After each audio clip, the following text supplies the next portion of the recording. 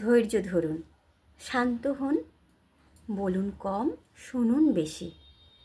মুখের কথা আর হাতের ঢিল একবার ফসকে গেলে ফিরিয়ে নেওয়ার কোনো অবকাশ থাকে না। তাই বলার আগে 10 বার ভাবুন, সময় নিন, অপেক্ষা করুন, নিজেকে 1 নম্বরে রেখে তারপর বাকিদের ভালোবাসুন। যে যেতে চায় তাকে ভালো মনে যেতে দিন, মনের সঙ্গে বোঝাপড়া করুন।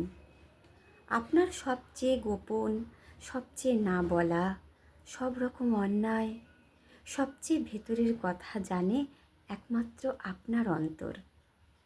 তার কাছে অনেস্ট কনফেশন করুন।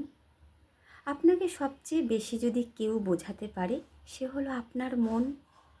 আপনার কোনো কাজে সবচেয়ে বেশি যে আপনার পিঠ চাপড়ায়, সে হলো আপনার মন।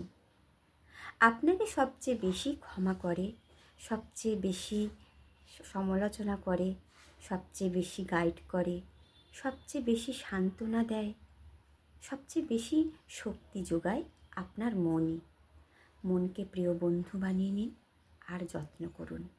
দেখবেন অনেক দ্বিধা, দ্বন্দ্ব, কষ্ট, যন্ত্রণা, লড়াই, কান্না, ভয় নিমিষে জয় করতে পারছেন।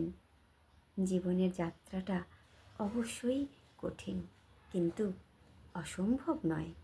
কলমে পার্বতী মোদক, কণ্ঠে শ্রাবণ।